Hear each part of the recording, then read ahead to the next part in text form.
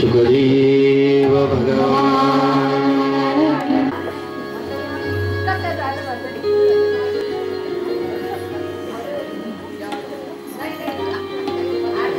सर्वसाधारण 6 महिने झाले आणि एक दिवस अर्जुन महाद्वारामध्ये आलेले पाहिलं. अर्जुनाला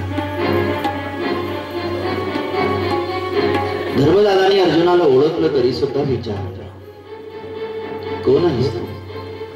कोण आहेस तू? दादा मी तुमचा अर्जुन आहे, दादा मी तुमचा अर्जुन आहे म्हणता म्हणता अर्जुनजी महाराज धर्मदादांकडे आले आणि धर्मदादाच्या खांद्यावरती आपलं डोकं टेकवलं आणि लहान लेकरासारखे अर्जुन रडायला लागले. धर्मदादा विचारतात, अर्जुना काही झालं? काही झालं रडायला? दादा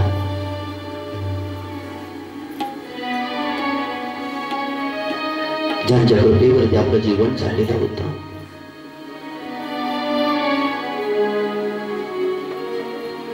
ते भगवंत गोपालकृष्ण गोलोकाला निघून गेलेले आहेत. ऐकल्याबरोबर धर्मदादाच्या पायाखालची जमीन सरसर सरकायला लागली. जशीच आकाश आपल्यावरती कोसळतोय का काय असा भाव त्या ठिकाणावरती निर्माण झाला. मोर्चा येऊन धर्मदादा जमिनीवरती पडणार एवढ्या वेळामध्ये आसनाचा आश्रय घेतला आणि आसनावरती बसले. अर्जुना काही सांगतोस तू? एवढे सारे भक्त तिथे उपस्थित असताना तुम्ही भगवंताला वैकुंठाला जाऊ का दिलं? दादा मी पुन्हा पुन्हा पुष्कळ प्रतिज्ञा केली, पुष्कळ प्रार्थना केली, परंतु भगवंताने आमची प्रार्थना मान्य नाही केली. अर्जुना आज खरे आपण अनाथ झालो. आपल्या सारख्या नाथांचा जो नाथ भगवान गोपालकृष्ण आपल्याला सोडून गेले. अर्जुना धर्मदादा आणि अर्जुनाला भगवंतानं ज्याच्या प्रसंगामध्ये सांभाळलं रक्षण केलं ते सारे प्रसंग आठवायला लागले.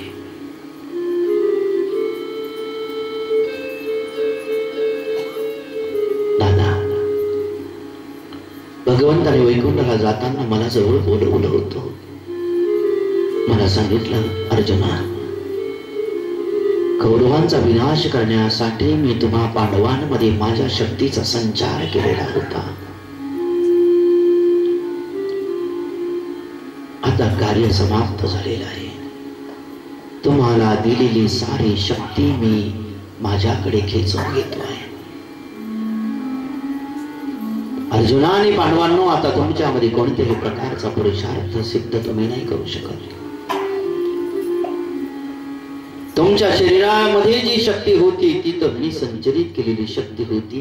माझं कार्य संपलं. आता मी माझी सारी शक्ती एकवटून वैकुंठाला निघून जाणार आहे. आणि अर्जुना अल्प कालावधीमध्ये आता कलियुगाला सुरुवात होणार आहे. तुम्ही सुद्धा पांडवांना आता या मृत्यू लोकामध्ये राहू नका. मी वैकुंठाला निघून गेल्यानंतर तुम्ही सुद्धा हिमालयाच्या वाटेनं कैलास लोकाच्या वाटेनं वैकुंठाकडे निघून या. भगवंताची आज्ञा अर्जुनाच्या मुखाने श्रवण केली. धर्मदादांनी राजा परीक्षितीच्या स्वाधीन राज्यकारभार केला. 5 पांडव वैकुंठाच्या दिशेने निघून गेले. राजा परीक्षितींचा राज्यकारभार सुरू झाला. धर्माचं राज्य करणारे राजा परीक्षिती होते. साधू संतांची गाई ब्राह्मणांची सेवा करणारे राजा परीक्षिती होते. अनावृष्टी होत नव्हती, अतिवृष्टी होत नव्हती. एकही व्यक्ती दुःखी आणि कष्टी नव्हता. सगळ्यांमध्ये प्रेम त्या ठिकाणावरती होत. परंतु असं म्हणावं लागतं की विनाशाचा काळ जवळ आला होता. म्हणून राजा परीक्षितींना दुर्बुद्धी सुचली आणि साधूंचा अपमान झाला. साधूंना शाप दिला. राजांनी आजपासून 7व्या दिवशी तक्षक नावाचा सर्प तुला दंश करणार आहे आणि त्याच्या विषाच्या परिणामाने तुझा मृत्यू होणार आहे.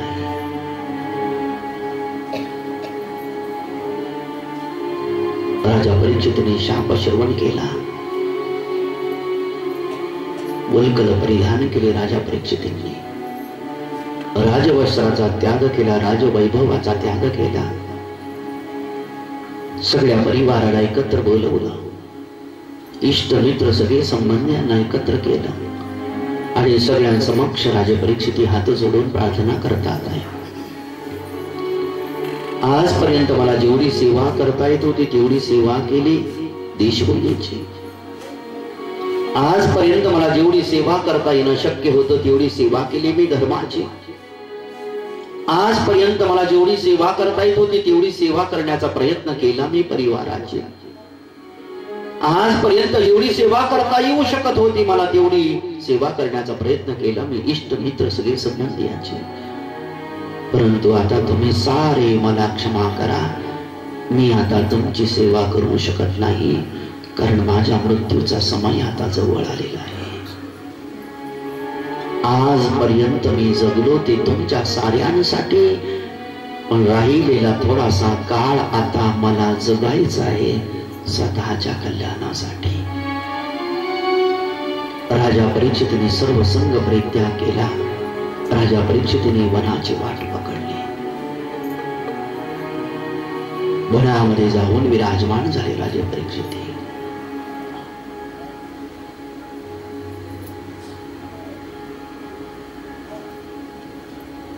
सारे ऋषी एकत्र आले.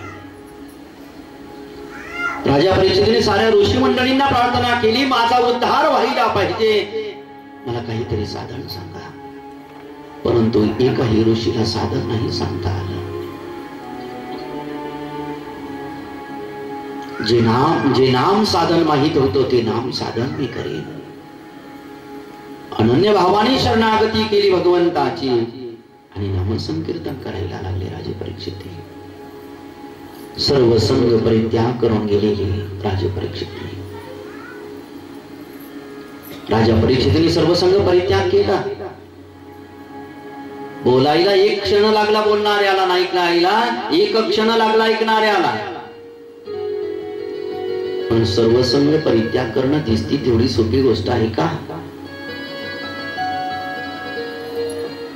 जावं बरं आपल्यापैकी कोणी सोडून सर्व संघ परित्याग करून. मग कळतं त्यांनी सर्व संघ परित्याग केला होता. किती गंभीरता आहे त्यामध्ये. आपल्याला 2 तास घर सुटणं, 4 तास घर सुटणं, लेकरा बाळापासून, पतिराजापासून, पतिव्रतेपासून, धनापासून, याच्यापासून आपण किती काळ दूर राहू शकतो, किती वेळ दूर राहू शकतो आपण. मग आपल्याला कळतं की ज्याने त्याग केला हरिप्रेमामध्ये, ज्याने स्वतःच्या उद्धारासाठी सर्व संघ परित्याग केला, त्यांची भूमिका किती उंच ठिकाणावरती आहे. दिसती तेवढी सोपी गोष्ट नाही. मृत्यूची सूचना राजा परीक्षितांना मिळाली आणि राजा परीक्षितने सर्व संघ परित्याग केला. तुम्ही आणि आजपर्यंत परित्याग नाही केला.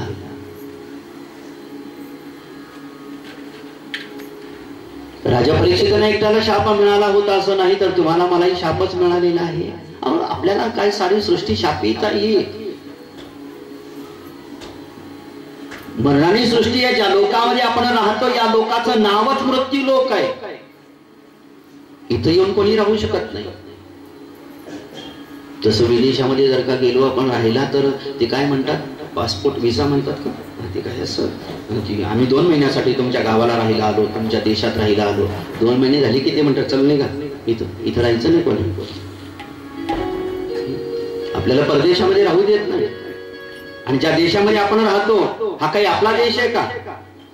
मृत्यू लोक आपला आहे का? कुणाचा लोक आहे हा? मरणाऱ्या लोकांचा, मरक्यांचा देश आहे हा. न मरणाऱ्याचा देश कोणता आहे? त्याला वैकुंठ म्हणतात, त्याला कैलास लोक म्हणतात, त्याला गोलोक म्हणतात, त्याला साकेत लोक म्हणतात. हे शाश्वत लोक आहे. तिथं कोणी मरत नाही आणि इथं मेल्याशिवाय राहत नाही. इथं मरायचं असलं तरी मरावं लागतं, नसेल मरायचं तरी. मरणाऱ्याला सगळ्यांना काय मरावं वाटतं का? मला तर अजिबात असं नको रे बाप. सगळ्यात जास्त भीती लेकरं बाळ सोडून जायचे, जावंच लागतं ना. शापित आहे सृष्टी. अशा शापित लोकात आपलं वास्तव्य आहे. मरका देश आहे, मरक्या माणसाचा मरक्याचा देश आहे. हा देशच मरका आहे, मृग जलवात आहे. ती का टिकू शकत नाही, ते अस्तित्व नाही त्याचं, म्हणून मरका आहे. असतं ते कधी मरत नसतं ते सतत मरत असत. असणारा कधी मरत नाही, आणि भगवंतच फक्त असणार आहे. भगवंत आहे, बाकीचं काही नाहीच, म्हणूनच ते मरक आहे, म्हणूनच ते शापित आहे. तुम्हाला मला शाप मिळाला, तुम्हाला मलाच काय सगळ्या सृष्टीला शाप. राजा परीक्षितींना एक निर्णय केलेला होता, मला मरायचं नाही, मी नाही मरणार. बाकीचे ज्याला मारायचं ते मरा, ज्याला मरायचं ते मरतील, मला नाही मारायचं.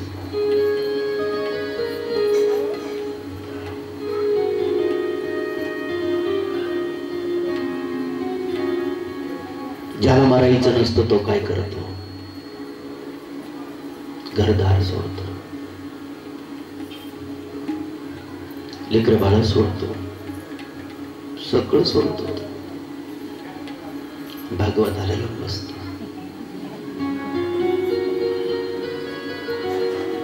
न मरणारीच इथे येतात, ज्याला मारायचं नाही तेच येतात. ज्याला मारायचं आहे ते इथं बसतच नाही, आणि मेल्याशिवाय राहत नाही. हरामावती न मरते.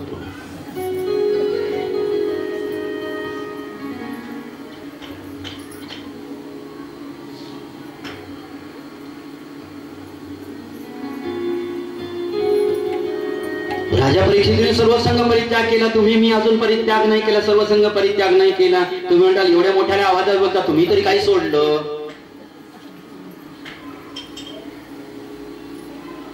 काहीच नाही सोडलं.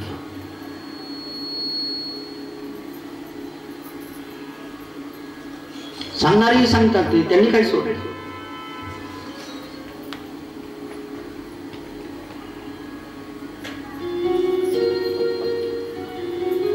सोडायची गरज नाही राहिली. परीक्षित राजेसाहेबांना शाप मिळाला, राजा परीक्षितींना शाप मिळाला, तोपर्यंत शुकदेवजी महाराजांच्या हृदय कमलामध्ये श्रीमद भागवताची कथा होती, गुप्त होती, सुप्त होती, अजून प्रकाशित झालेली नव्हती. म्हणून तर राजा परीक्षितींना सर्वसंग परित्याग करून वनामध्ये जावं लागलं. आपल्याला तर याची सुद्धा आवश्यकता नाही ठेवली. ही शुकदेवांची कृपा आहे, ही राजा परीक्षितीची कृपा आहे, ही तुमच्या माझ्या भगवंताची कृपा आहे, ही साधू संतांची कृपा आहे की आपल्याला सर्वसंग परित्यागाची आवश्यकता नाही ठेवली. कारण श्रीमद भागवत कथा आपल्या उद्धारासाठी आपल्या घरापर्यंत येऊन पोहोचली. राजा परीक्षितींना श्रीमद भागवत कथा ऐकली ना वनामध्ये जाऊन. आता वनामध्ये जाऊन श्रीमद भागवत कथा ऐको का आपल्या घरात भागवत कथा ऐको? शेवटी काय ऐकल्याने उद्धार झाला, कुठं ऐकल्याने उद्धार झाला ते स्थानाचं वैशिष्ट्य नाही, कथेचं वैशिष्ट्य आहे. कथा कुठेही असू द्या, कथा कुठेही असू द्या, पंढरपूरला असू द्या, आळंदीला असू द्या, काशीला असू द्या, नवी शारण्यात असू द्या, कथा कुठही असली तरी काय असते ती? आणि जिथं कथा असते तिथं भगवंत असतात, जिथं कथा असते तिथं साधू संत असतात, जिथं कथा असते तिथं गंगा असते, यमुना असते, सरस्वती असते, चंद्रभागा असते, तिथं सर्व तीर्थ असतात.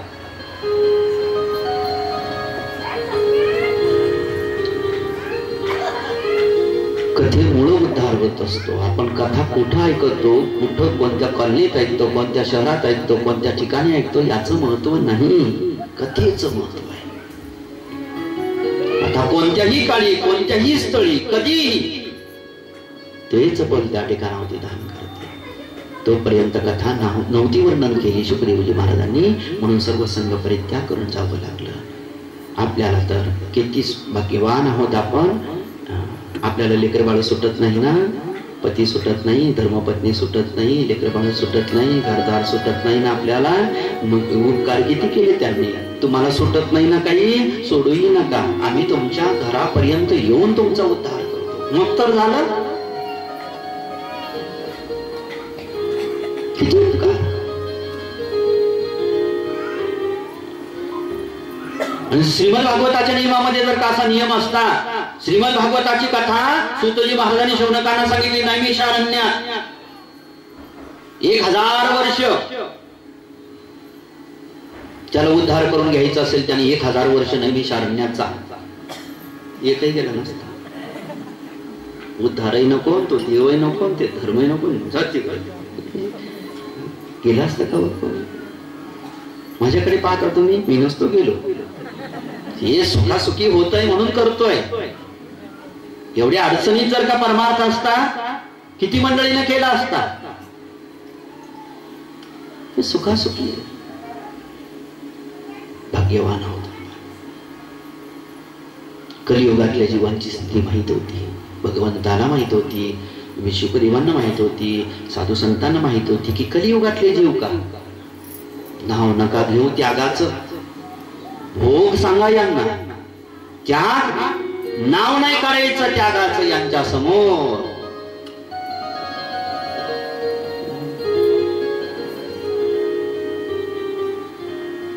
भाग्यवान होता. काही सोडायची आवश्यकता नाही राहिली, नैमिषारण्य जायची आवश्यकता नाही राहिली आपल्याला आता, सर्वसंग परित्यागाची आवश्यकता नाही राहिली आपल्याला आता. पण कमीत कमी घर सोडून 2-4 गल्ल्या ओलांडून कथा मंडपात यायची आवश्यकता आजही आपल्याला आहे.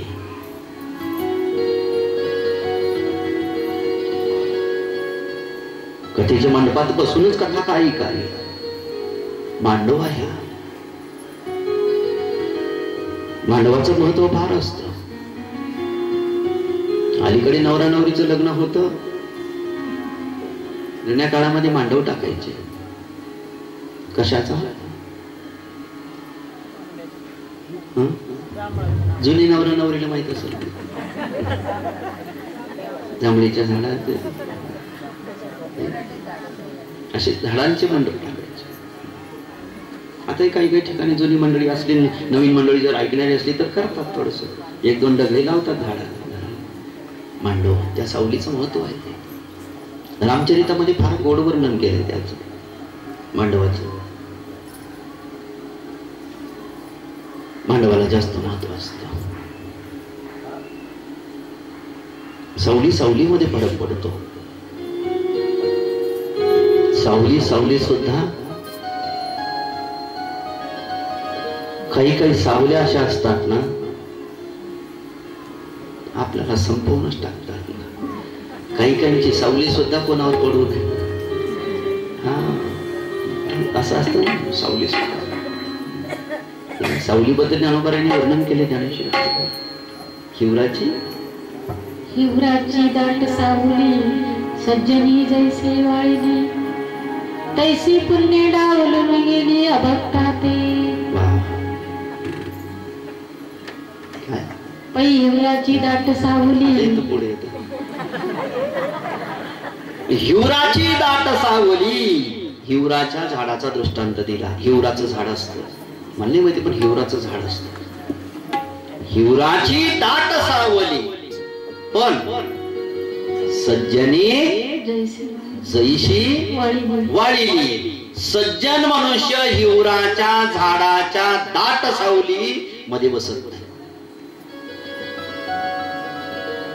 तो दुसऱ्या झाडाच्या सावलीमध्ये जाऊन बसेल सज्जन बर का. आणि दुर्जन सतत हिवराच्या झाडाच्या सावलीतच बसतो. म्हणून त्याचा कल्याण, म्हणून नरक त्याच्यासाठीच आहे. सावलीचा विषय चालला. हिवराची दाट सावली सज्जने जैसी वाळली, म्हणजे टाकली, त्याग केला त्या सावलीचा. बाकीचं ओवीच वेगळा भाव आहे. पुण्य डावलून गेली अभक्ताते. अभक्ताकडे कधी पुण्य करायची संधीच त्याला मिळत नाही. कुणाला? पुण्य करण्याची संधी फक्त भक्ताला मिळत असते. आणि पाप करायची संधी पापी माणसाला आईची संधी येते. सावली उंचाला मंडपाची सावली आहे. आजही आपल्याला घर सोडून मंडपात यायची आवश्यकता आहे. टीव्हीवर जरी भागवत कथा आपण ऐकत असलो, चांगले चांगले महापुरुषांच्या भागवत कथा आहे,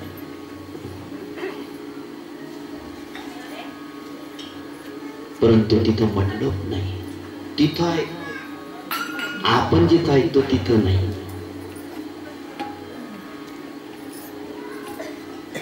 म्हणून मंडपात यावं लागतं. दुरून कुठून तरी कथा ऐकणं, आवाज येतो म्हणून कथा ऐकणं वेगळी गोष्ट आहे, आणि मंडपात कथा ऐकणं वेगळी गोष्ट आहे. हा मंडप आहे, ही त्याची सावली आहे, पहा, लक्षात घ्या.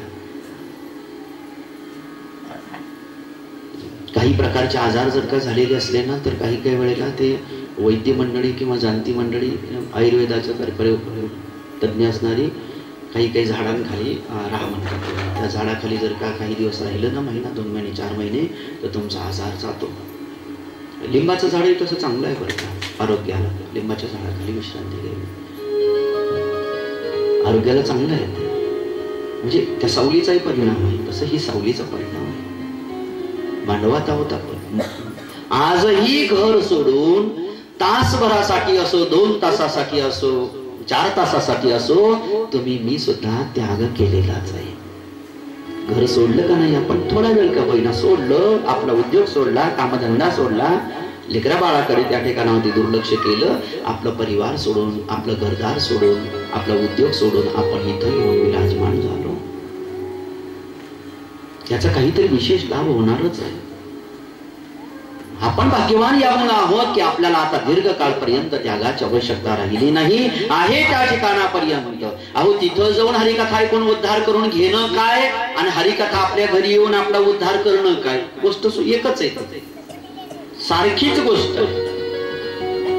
गंगेला स्नान करायला जाण्याच्या ऐवजी गंगा जर म्हणली का ग बाई कशाला आता एवढ्या थकली भागलीस तू, गुडघा दुखतोय तुझं, कशाला येते एवढ्या दूर, मी येते ना तुझ्या घरी.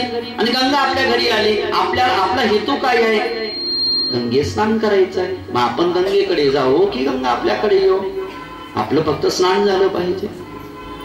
हरिकथा गंगा आहे, नाम गंगा आहे, जे आपल्यापर्यंत आलेली आहे शुकदेवांच्या कृपेनं, वेदव्यासजी महाराजांच्या कृपेनं, राजा परीक्षितीच्या कृपेनं. मृत्यूची सूचना मिळाली आणि राजा परीक्षितीने सर्वसंग परित्याग केला. मर्त्य सृष्टी आहे, मृत्यू होणार आहे, त्रिकालाबाधी सत्य आहे, जगातलं एक सत्य आहे. ज्याला मृत्यूची सूचना मिळाली त्याने परमार्थाला लागलं पाहिजे, भक्तीला लागलं पाहिजे, समजून घेतलं पाहिजे. आता मृत्यूचा समय जवळ आला. आपल्याला तरी राजा परीक्षितीला तरी माहित होतं 7व्या दिवशी तक्षक चावणार आहे.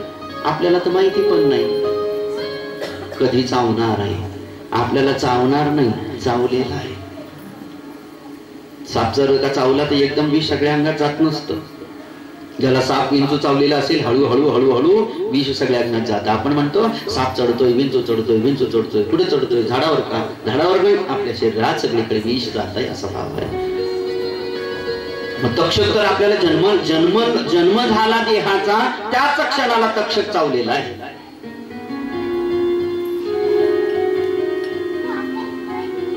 डोळ्यापर्यंत तक्षकाचं विष गेलं की डोळ्याने दिसत नाही. दवाखान्यात जाऊन चष्मा जरी लावून घेतला तरी दिसतं थोड्या दिवस, मग पुन्हा तेही गायब होतं. डॉक्टर म्हणतात आता काही केलं तरी दिसणारच नाही. तुमचे डोळे सगळ्यांना दिसतील पण तुमच्या डोळ्याला कोणीच दिसणार. कानाने ऐकू यायला कमी होतं, विष चाललं ना, गेलं नाही ते गुडघ्यापर्यंत, कर कर कर कर गुडघे वाजतात, बिजागरे वाजतात. हे सगळं विष चाललंय. पांढरे केस काळे झाले, केले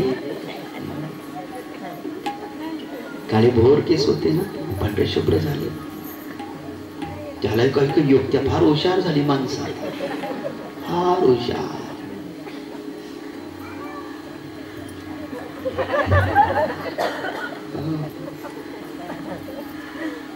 दात पडली की पुन्हा नवीन दात बसवून, इधर का एक 2 साथीदार हो ना, अंदर फिर बाबा जाके बैठता है, एक दात मध्ये बसवून.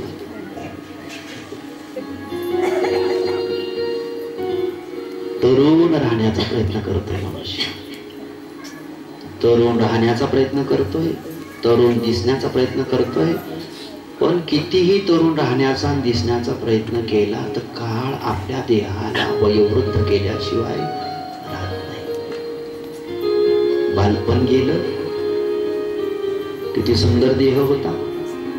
फोटो असेल तर पहा बालपणचे, जाऊ द्या बालपणचे, लग्नातले अल्बम असतील. आपल्याला म्हातारा व्हावं वाटतं का? मग कोण करतं म्हातारा आपल्याला? काय औषध घेता म्हातारा व्हायचं? मला देवा मी लवकर. सगळे तरुण राहण्याचा प्रयत्न करतात, पांढरे केस होऊ नये प्रयत्न करतात, डोळ्याची दृष्टी कमी होऊ नये प्रयत्न चाललाय, कानाची आणि श्रवण शक्ती कमी होऊ नये प्रयत्न चाललाय, दात पडू नये प्रयत्न चाललेले आहेत. पण हे सगळे प्रयत्न जरी आपण करतोय तरी व्हायचं तेच होत आहे. काळ ग्रासतोय आपल्याला, क्षणाक्षणाने आपण मृत्यूकडे चाललेलो आहे. मृत्यूकडे वाटचाल आहे आपली. आपण जसं जसं पुढे जाऊ तसं तसं आपण काळाकडे चाललेलो आहे.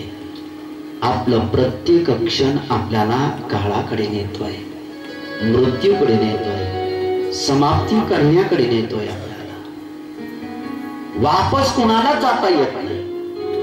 एकदा पुढे गेल्यानंतर वापस नाही जाता येत, फक्त पुढे जावं लागतं. पुढं वासून काळ आहे त्याच्या मुखात. विराट रूपाचं दर्शन दाखवलं ना अर्जुनाला, घाबरला अर्जुन, घाम फुटला अर्जुनाला, बसून गेले अर्जुन खाली. सगळ्यांना खातोय काळ. काळाला सगळं चालतं. दोन कर्म शाकाहारीचे असं काही नाही.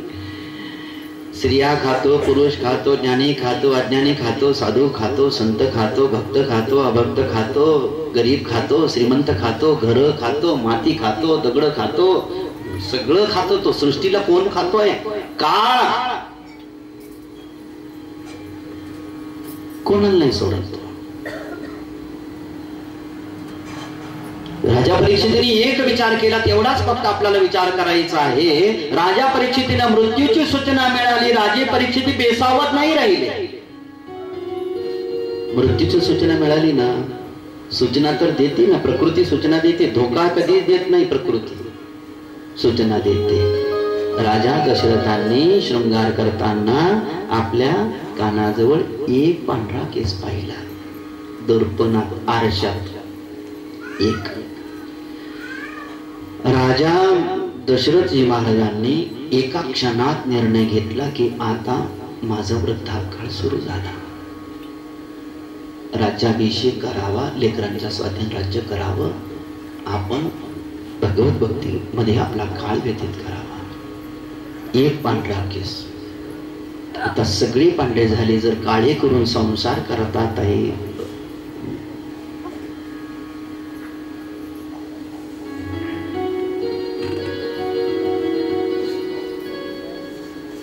नाही बालपणापासून परमार्थाला सुरुवात झाली. कमीत कमी नोटीस एकापेक्षा एकावर एक नोटीस येतात आहे.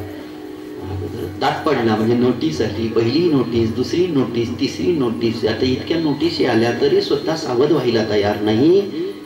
मग काळ म्हणतो बेसावध राहा बाबा. तुला सावध कशासाठी केलं? प्रकृतीनं आपल्याला, सृष्टी आपल्याला सावध का करते? दात पडला म्हणजे सावध हो, अजूनही सावध हो. केस पांढरे झाले, सावध हो तू. कानाने ऐकणं कमी व्हायला लागलं, सावध हो तू. आता वेळ कमी राहिला तुला, आता काळ कमी राहिला तुला, आता सोड मौज मजा ही. आता जरा उद्धाराची काळजी कर. पण तरी काळजी नाही, तरी बेसावध जर का राहिला तर काळ पकडणार आहे. काल व्याल मुख ग्रास. म्हणून विवेकी पुरुषांनी काळाची नोटीस मिळाल्यानंतर का होईना, काही काही केस पांढरे व्हायची काळजी. केस पांढरे झाल्यावर परमार्थ करू, नोटीस आल्यावर पाहू असं नाही म्हणत. ते अगोदर नोटीस यायच्या अगोदर परमार्थाला लागलेली असतात. भाग्यवान आहेत ते. काही काही नोटीस आल्यानंतर परमार्थाला लागले. काही काही नोटीस येतात, नोटीसीवर नोटीस येते, म्हणतात जाऊ द्या काय होईल तर पुढं पाहू. पहा मग पुढं काय. राजा परीक्षितींचा विवेक फक्त घ्यायचा आहे आपल्याला, आणि आपल्याला घ्यायची आवश्यकता नाही. आपण परमार्थात आहोत, हरिकृपा आहे. राजा परीक्षिती सावध झाले. मृत्यूची सूचना मिळाली, वनामध्ये त्या ठिकाणावरती गेले. एवढाच भाव की मृत्यूची सूचना मिळाल्या नंतर का होईना, नंतर सर्वसंग परित्याग केला. अगोदर भगवंताच्या भक्तीसाठी वनात गेले का? उत्तरे नाही गेले. काय करत होते मग? राज्यकारभार सांभाळत होत. जसं आपण परिवाराचा राज्यकारभार सांभाळतो. राजा परीक्षितीला सूचना मिळाली. आपल्याला ही सूचना नाना प्रकारानं नाना पद्धतीनं प्राप्त होत राहतात. आपण सूचनेकडे दुर्लक्ष करता कामा नये. सूचनेचा अंगीकार करायला पाहिजे. आपण आपलं समजून घ्यायला पाहिजे. नाही बालपणचे विवाहाचे फोटो पाहिला पाहिजे. कसा होतो मी, कशी होती मी, आरशाकडे पाहावं. हा फोटो ही मीच आहे का कन्फर्म करून घ्यावं. ते किती बदल झाला समजून घ्यायला पाहिजे आपण. बस झाला आता, बस आता परमार्थ करायचा आहे. आता चटणी खातो आपण जेवण करताना. वरण भात असो, वरण पोळी असो, आणि बाजूला ते चिल्ले पिल्ले असतात. शेंगदाण्या चटणी, याची चटणी, कशा कशाची असते ते अशा चटण्या असतात. चटण्या किती असतात? तोंडी लावायसाठी. मुख्य अन्न वेगळं आणि उपान्न वेगळं. तसं सूचना मिळाली, सावध आपण झालो की मुख्य परमार्थ, आणि फक्त तोंडी लावायचा आहे संसार. मुख्य बाजू बदलली पाहिजे, इकडचं इकडे यायला पाहिजे. मग काळ जर का आपल्याला ग्रासणार आहे, काळ जर का आपल्याला ग्रासतो आहे, तर सावध होऊन जायला पाहिजे. काही मंडळी म्हणतात काय सावध व्हायची गरज आहे, मरणारच आहे, मरणारच आहे, मरणारच आहे, आणि काय मरायची एवढी भीती वाटायची. आणि खरी गोष्ट आहे, अलीकडे मरण्याची भीती कमी झाली म्हणून एवढ्या वेगात गाड्या चालतात. कोणाला मरायची भय नाही राहिलं. प्रत्येक जण म्हणतो मारून टाकी, मरून जाईन मी. म्हणजे मरायची भीती नाही राहिली, मारायची भीती नाही राहिली, भीतीच नाही राहिली. हे कुठपर्यंत भीती नाही राहत, येत नाही तोपर्यंत. मरायची भीती कुठपर्यंत नाही, मृत्यू समोर येत नाही तोपर्यंत भीती वाटत नाही. पण मृत्यू समोर उभा राहिला की मग मात्र भीती वाटते. काही मंडळी म्हणतात मरायचंच, मृत्यू समोर. मग दृष्टांत सांगितलं जातो. आजीबाईला अशीच कंटाळी बिचारी, काय जीवन आता वय झालं असं मरायचं म्हणलं, राहायचंच नाही आपल्याला, मरून जायचं. आणि निघाली मध्यरात्रीच्या समयाला मरायला. कधी लावून घेतला. बाकीचे कोणीतरी भेटलं असेल प्रेमाचं, गावा आधी पक्ष चालला तेवढ्या रात्रीला. मरायचं मला आता, राहायचं नाही आता या जगात, मरणार आहे मी आता, मरायचं आहे मला. भला माणूस म्हटला बाबा आजी मरायचंच ना, हरकत काही नाही. तुम्ही ठरवलं, मरायचं ठरवलं तरी मरावं लागतं, नसेल मरायचं तरी मरावं लागतं. मरायचंच आहे ना तुम्हाला, काही हरकत नाही. कंदील कशाला घेऊन चालणार? मुले रस्त्याने काही चुकाटा दिसला, ही चुकाट्याची भीती वाटती. हात विंचुकाटाच आहे, काळ नाही तो. आता विंचूची भीती वाटते, दगडाची भीती वाटते, याची जर भीती वाटते तर काळ समोर उभा राहिला की गोपाल कृष्ण भगवान.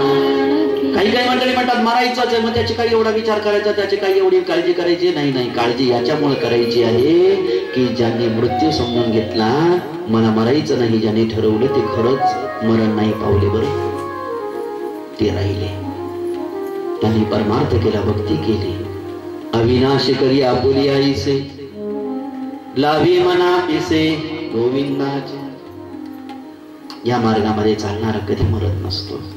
शरीर मरतो, शरीर पडतो, मरत नाही. या मार्गामध्ये चालणाऱ्याचा उद्धार होत असतो. जन्मच पुन्हा होत नाही. ज्याचा जन्म होत असतो त्याला त्याचा मृत्यू होत असतो. म्हणून भगवंताचा जन्म नाही आणि जीवाचा कधी जन्म नसतो. जीव अविनाशी आहे. जीवाचा जन्म नाही, देवाचा जन्म नाही. जन्म फक्त देहाचा असतो. देहाचा जन्म असतो म्हणून देह मरत असतो. म्हणून मरणाऱ्याचा संग आपण लवकरात लवकर सोडायला पाहिजे आणि अविनाशी असणाऱ्या भगवंताचा संग आपण लवकरात लवकर प्रस्थापित केला पाहिजे. जर मृत्यूच्या अगोदर अविनाशी असणाऱ्या भगवंताशी आपण तादात्म्य नाही केलं, जर देह तादात्म्यामध्ये आपण आपला जर का देह पडला तर जन्म झाल्याशिवाय राहणार नाही, पुन्हा आपल्याला मरावं लागल्याशिवाय राहणार नाही. त्याच्या अगोदर याला सोडायचं. जो या मार्गामध्ये चालतो त्याचा मृत्यू नाही. जन्मच होत नाही म्हणून मृत्यू होत नाही. काही काही म्हणतात ना असं कसं होत नाही, सगळेच मेले. नाही, कोट्यावधी माणसं जन्माला आली महाराज आणि मेली ती कायमची मेली बर का. पुन्हा कोणाला दिसले नाही भेटले नाही. काही काही येतात स्वप्नात, खोडकर असतात, खट्याळ असते, स्वप्नात येते. त्यांनी काय होतं, प्रत्यक्षात नाही आले. गेले की गेलेच, कायमचे गेले. किती एक जन्मले आणि पत्ता नाही त्यांचा. बरं कुठं गेले काही माहित नाही. आपण फोन करूनही विचारत नाही. आपल्या घरचे माणसं गेले का नाही, गेले असतील ना, जातात ना इकडं, इकडचे पण जातात का, जातात रे बाप. आता नंबर आपलाच आहे. रागवू नका बरं, मी सकाळी सांगितलं, दुपारून आलेले सांगा. उद्या मी असं काहीच बोलणार नाही. आज बोलल्याशिवाय राहणार नाही. रागवू नका.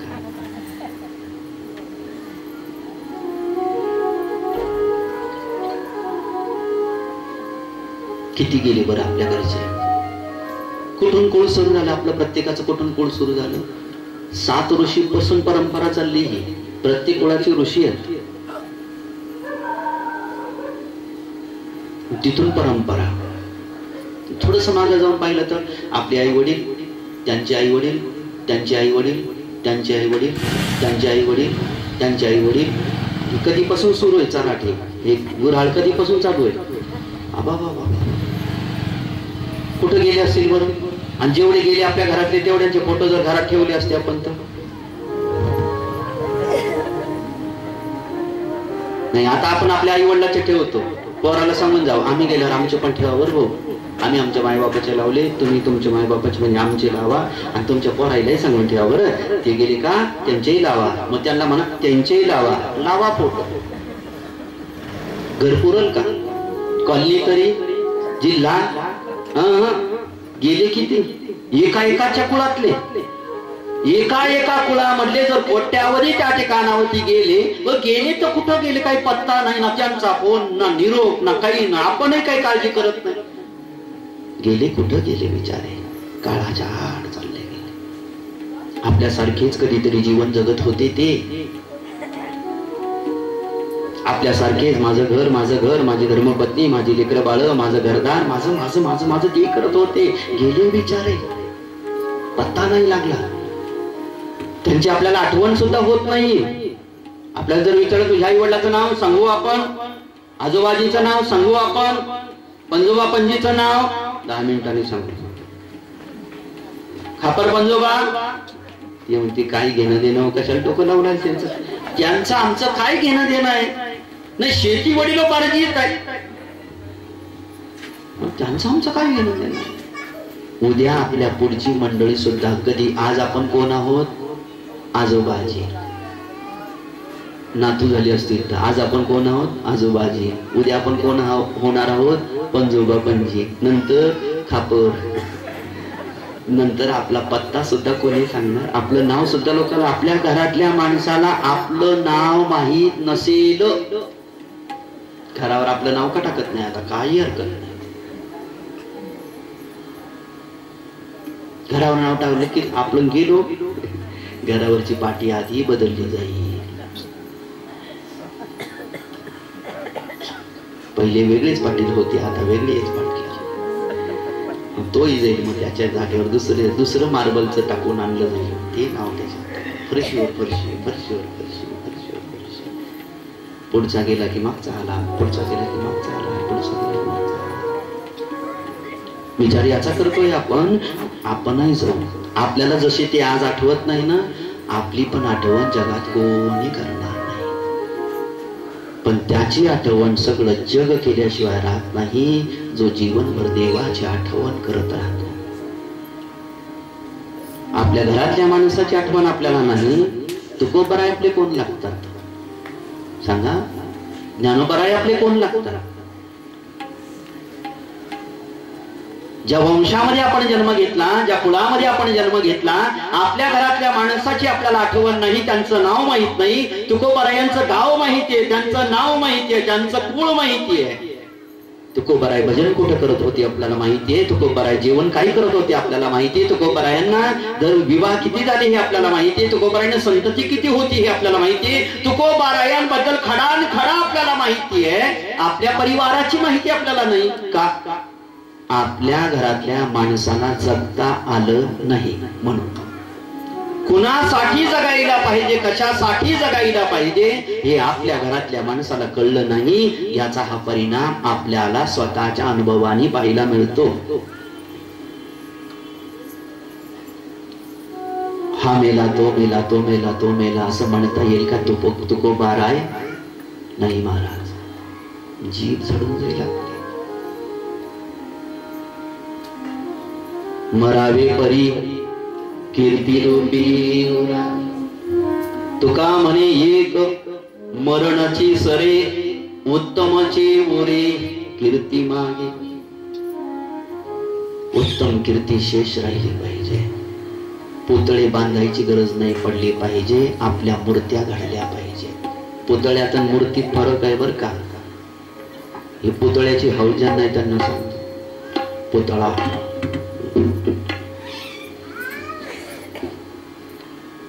भगवंताची काही असते मूर्ती, साधू संतांची काही असते मूर्ती, माणसाचा काही असतो पुतळा. पुतळ्यामध्ये मूर्तीत फरक आहे. पुतळ्याचं दर्शन नरकाला नेत असतं आणि मूर्तीचं दर्शन वैकुंठाला नेत असतं. मूर्ती घडली पाहिजे.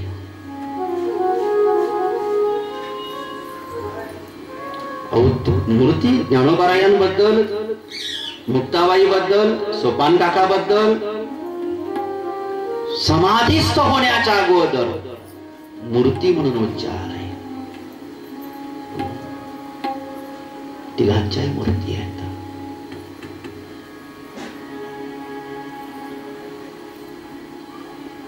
म्हणून मरायचं म्हणून मरायचं नाही.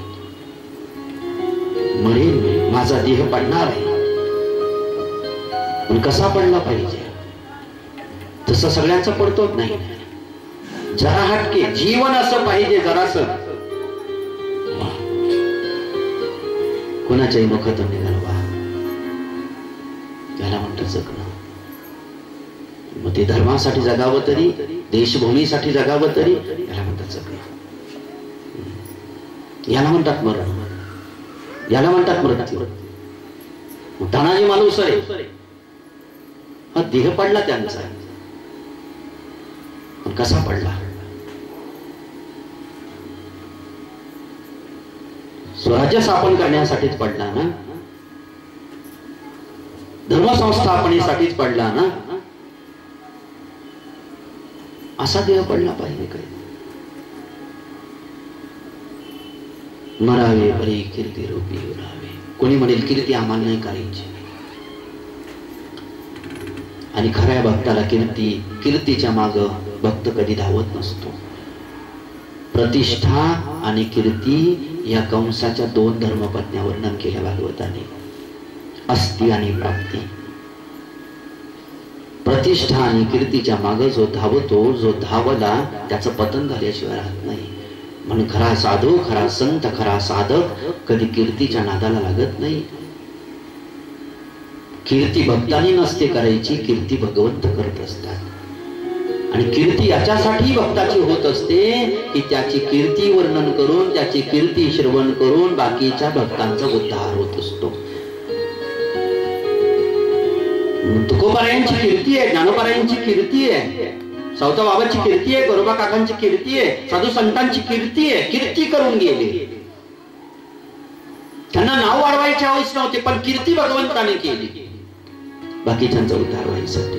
मग आपल्या घरातल्या माणसांच्या आठवण आपल्याला नाही, साधू संतांचं स्मरण आपल्याला नाही.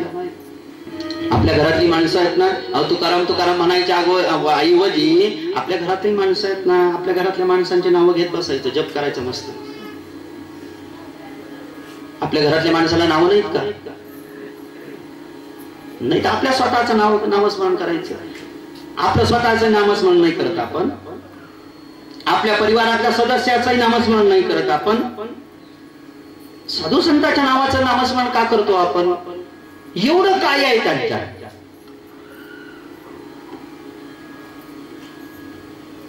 त्यांना जगता आलं एवढाच अर्थ नव्हता. कोणासाठी जगावं हे त्यांना कळलं होतं जोपर्यंत देह पडला नव्हता. देह पडण्याच्या अगोदर ते देवासाठी जगले, धर्मासाठी जगले, देशभूमीच्या साठी जगले. म्हणून आज त्यांची कीर्ती ही पवित्र झाली. तुका म्हणे पापी जाती संतांची जपे. संतांच्या नामाचा जप केल्याने पापाचा नाश होतो, पुण्यवान होत असतो आपण. अभक्ताच्या नामाचा जर का आपल्या मुखातून उच्चार घडला तर पाप प्राप्त होत आपल्याला. आणि आपल्याला पक्का भरोसा आहे, आपल्या घरातली गेलेली माणसं काय भक्त होते का की त्यांचं नामस्मरण करायचं.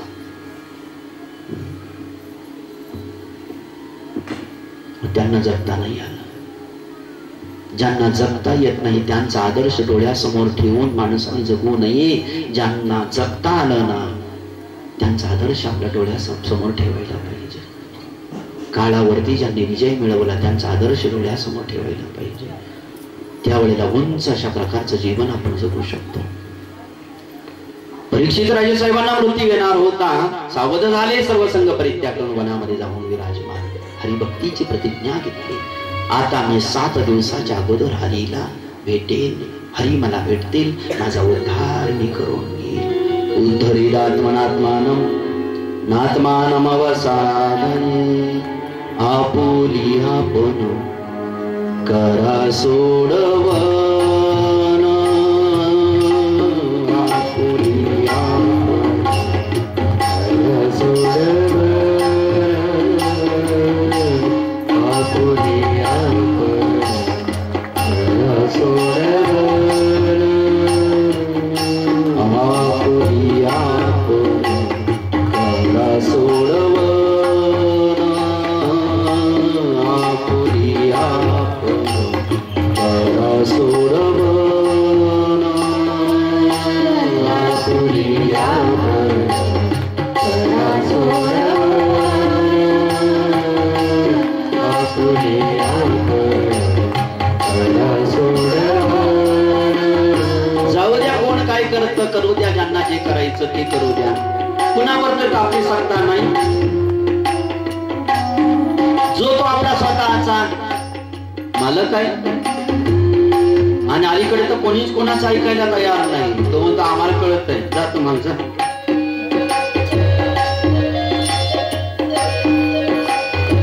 एवढं अंगठ्या एवढ्याने लेकरं आई बापाचं ऐकायला तयार नाही. बाप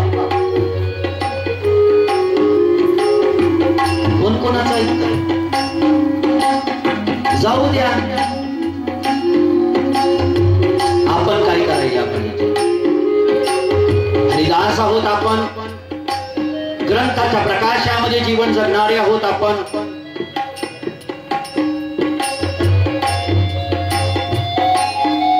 सद्विचारांच्या प्रकाशामध्ये जीवन जगणारे आहोत आपण. आपण आपल्या कल्याणाचा विचार करत राहिला पाहिजे. हे करण्यात माझं परमकल्याण आहे हे लक्षात घेऊन जगलं पाहिजे. मी हरीसाठी जगेन, मी हरिनामासाठी जगेन. देह पडणारच आहे माझा कधीतरी, परंतु हरिनाम गाऊन घेईल मी. एवढं हरिनाम गाईन मी, एवढं हरिनाम गाईन की पुन्हा मला देह प्राप्त नाही झाला पाहिजे. या दुःखकारक योन्या मी नाही प्राप्त करून घेऊ शकणार. हे दुःख मला माझ्या वाट्याला पुन्हा नाही आलं पाहिजे. जगेन यानंतर तर हरीसाठी, जगेन तर हरिनामासाठी. महान प्रतिज्ञा, महान संकल्प.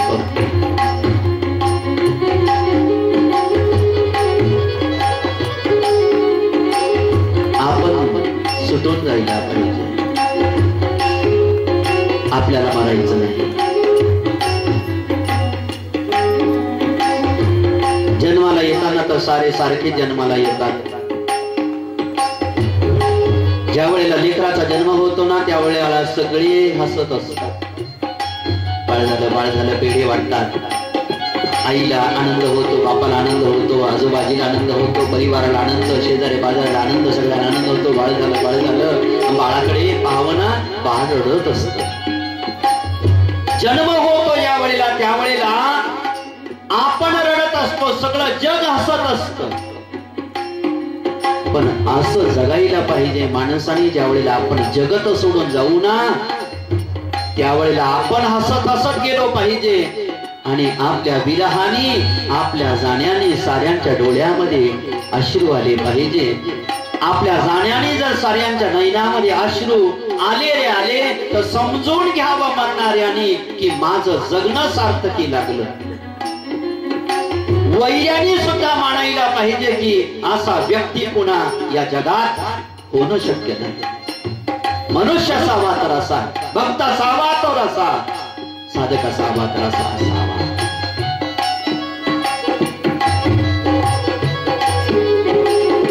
कबीरा कबीरा हे कबीरा,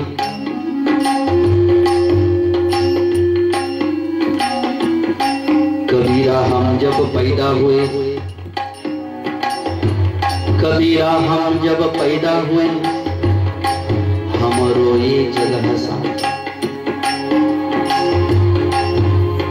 शिकायला कुठं जायची आवश्यकता नाही महाराज. अध्यात्मशास्त्र शिकण्यासाठी प्रकृती काय आहे, सृष्टी काय आहे, संसार काय आहे, बस उघड्या डोळ्याने संसाराकडे पाहावं. संसार आपल्याला सर्व प्रकारची शिकवण देतोय. आपण शिकायला पाहिजे. गोविंदाजी महाराजांनी स्वतः अनुभव घेतले. कबीरा हम जब पैदा हुए, कबीरा हम जब पैदा हुए,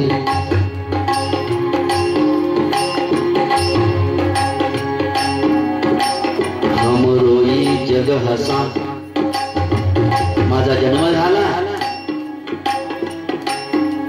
अनुमान प्रमाण. आता एखाद्या लेकराचा जन्म झाला त्याला पाहायला जावं, ते लेकरू रडत असतं, बाकीचं जग हसत असतं. अनुमान प्रमाण. एखाद्या वेळेला माझाही जन्म झाला असेल, मी असाच रडत असेल, जग हसत असेल. अनुमान प्रमाण आहे. कबीरा हम जब पैदा हुए, हम रोए जग हसा. काही हरकत नाही. मी जन्माला आलो त्यावेळेला मी रडत होतो, सगळं जग हसत होतं, काही हरकत नाही. झाली तुमची बाजू, आता माझी बाजू आहे. असं जगेन मी, असं कर्म करेन मी. ज्यावेळेला माझा देह पडेल ना, एक क्षणभर का होईना ही सारी सृष्टीला मी थांबवून देईल. सारा सृष्टीचं चक्र एक क्षण का होईना परंतु स्थिर होऊन जाईल ज्यावेळेला माझ्या देहातला प्राण राहील.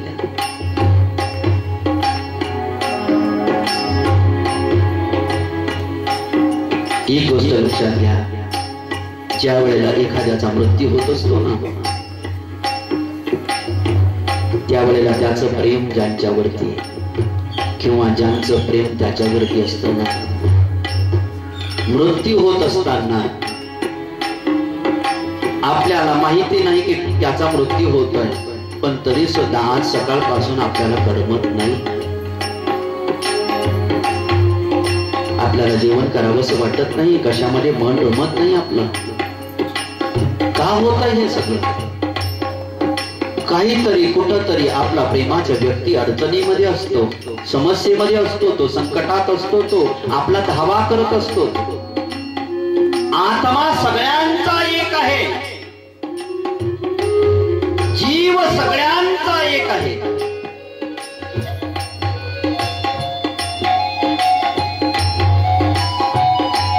त्याला मोबाईलवर नंबर डायल करायची गरज नाही, तो सर्वांतर्यामी असल्यामुळं तो सगळ्यांना निरोप देऊ शकतो.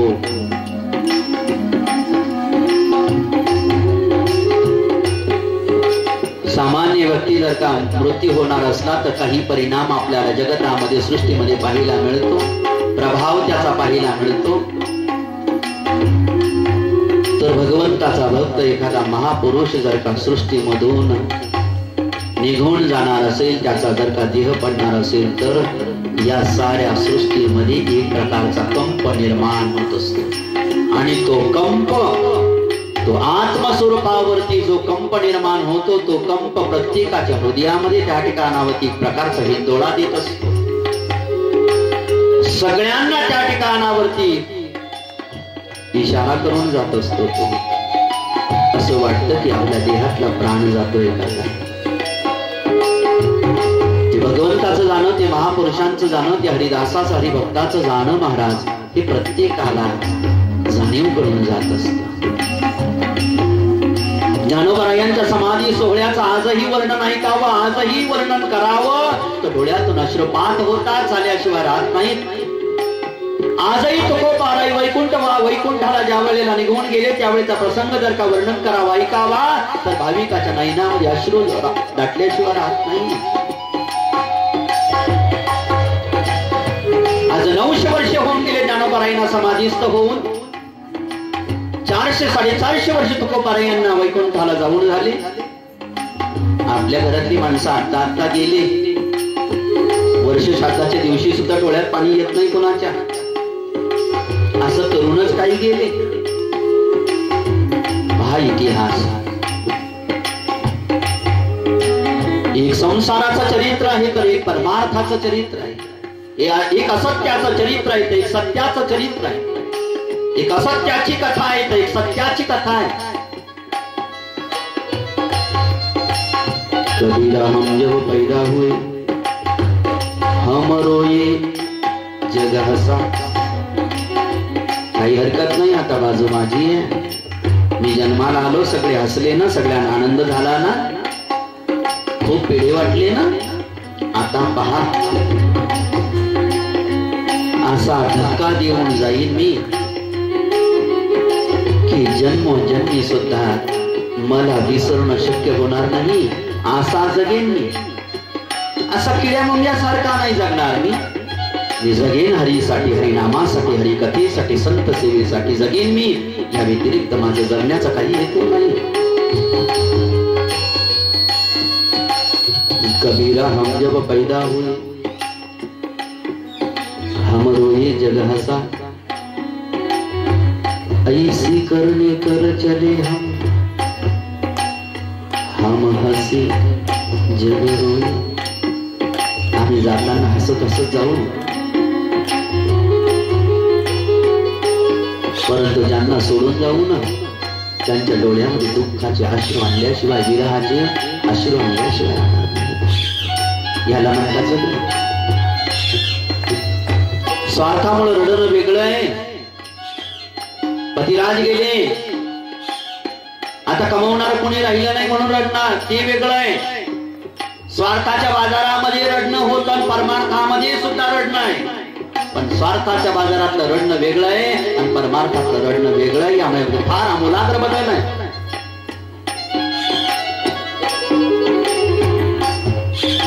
मृत्यू होणार आहे, देह पडणार आहे, पण असं मानता कामा नाही की सगळ्यांचा पडतो, माझा पडणारच आहे. कशाला परमार्थ, कशाला हरिनाम? नाही, मला मरायचं नाही, मी मरणार नाही. असं कर्म करून जाईल मी की स्मरण रूपाने, चरित्र रूपाने मी ह्या जगामध्ये आहे. प्रत्येकाच्या हृदयामध्ये मी वास करीन. म्हणून एक करायला पाहिजे. आपुली आपुली करा सोडवन आपुलिया करा सोडवन आपुलिया करा सोडवन संसार बंधन तोडावे संसार बंधन तोडावे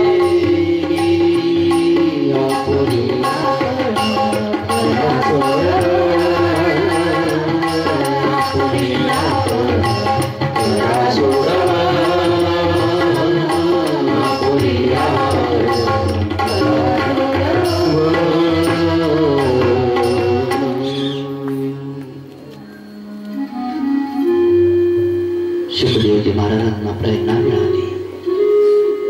राजा परीक्षित स्वतःच्या उद्धारासाठी वनात बसलेला आहे. भक्ताची काळजी भगवंत करतात. अनन्यास चिंतयन्तो मां ये जना पर्युपासते तेषां नित्याभियुक्तानां योगक्षेमं वहाम्यहम्. भगवंत असं म्हणतात, माझ्या भक्ताची फक्त इच्छा झाली पाहिजे. मला नाम संकीर्तन करायचं आहे, मला हरिकथा ऐकायची आहे, मला माझा उद्धार करून घ्यायचा आहे. मी माझ्या भक्ताला सर्व प्रकारच्या सुविधा पुरवतो. माझ्या भक्ताची चिंता मी पाहतो. योगक्षेमं वहाम्यहम्. राजा परीक्षित सर्वसंग परित्याग करून वनामध्ये जाऊन बसले. शुकदेवजी महाराजांना भगवंतानं प्रेरणा केली. शुका, राजा परीक्षित स्वतःच्या उद्धार करून घेण्यासाठी सर्वसंग परित्याग करून वनात पोहोचलेला आहे. तू त्याच्यापर्यंत जा आणि तुझ्या हृदयामध्ये असलेली श्रीमद भागवती कथा त्याला वर्णन करून सांग. म्हणजे काय होईल? माझ्या भक्ताचा उद्धार. शेवटी परीक्षित महाराजांच्या उद्धाराची काळजी कोणी घेतली? भगवंताने. फक्त आपल्याला इच्छा झाली पाहिजे. परमार्थ फक्त इच्छेमुळे होत असतो. इच्छा पाहिजे. मला हे करायचं आहे, मला हरीसाठी जगायचं आहे. भगवंत इच्छा पूर्ण करते. शुकदेवजी महाराजांचं आगमन राजा परीक्षित विराजमान तिथपर्यंत झालं. शुकदेवजी महाराजांना आलेले पाहिलं. सगळे ऋषी मंडळी उठून उभे राहिले. असा परमांश येऊन पोहोचला. राजा परीक्षित सावध झाले. राजा परीक्षितने शुकदेवजी महाराजांना साष्टांग नमस्कार केला. शुकदेव भगवान. सगळी व्यवस्था भगवंत करतात. शुकदेवजी महाराजांना राजा परीक्षिती पर्यंत कोणी पाठवलं? भगवंताने पाठवलं. का पाठवलं? हरिकथा सांगण्यासाठी पाठवलं, कृपा करण्यासाठी पाठवलं. राजा परीक्षितींचा उद्धार निश्चित झाला, शिक्कामोर्तब झाला. का? शुकदेवजी महाराजांसारखे परमहंस भगवंताने पाठवले. संतांची भेट उद्धाराचा शिक्कामोर्तब असतो. खात्रीनं निश्चित रूपाने उद्धार आहे. भगवंताच्या कृपेने शुकदेवजी महाराजांची राजा परीक्षितींची भेट झाली. आता उद्धाराला अडचण कोणतीच नाही. काही अडचणी उद्धारामध्ये असतात, कल्याणासाठी असतात. एक इच्छा, दुसरी गोष्ट संतांची भेट. या दोन गोष्टी जर अनुकूल झाल्या उद्धार निश्चित होऊन जातो. काही ना साधू संतांची भेट होते पण उद्धाराची इच्छा नाही. काही ना उद्धाराची इच्छा असते, साधूची भेट होत नाही. अजून वेगळ्या रीतीने जर का शास्त्र चिंतन पाहिलं तर तीन गोष्टीची अनुकूलता लागते. नर्तनो असायला पाहिजे, मुमुक्ष अवस्था निर्माण झालेली पाहिजे आणि महापुरुषाची भेट झाली पाहिजे. काहींकडे नर्तनू आहे पण मुमुक्ष अवस्था नाही. व्यर्थ गेली ती नर्तनू. काहींकडे मनुष्य देह आहे, मुमुक्षु अवस्थाही आहे, पण महापुरुषाची भेट नाही. ती नर्तनही व्यर्थ गेली, ती मुमुक्ष अवस्थाही व्यर्थ गेली, कारण महापुरुषाची भेट नाही झाली. महापुरुष आहे पण मुमुक्ष अवस्था नाही, महापुरुष आहे पण नर्तनू नाही, उपयोग नाही. या हे तीन योग एकत्र यायला पाहिजे. नर्तनूही असावी, मुमुक्ष अवस्थाही असावी. मुमुक्ष अवस्था म्हणजे उद्धरून जाण्याची तीव्रता असायला पाहिजे, भगवत भेटीची ओढ असायला पाहिजे.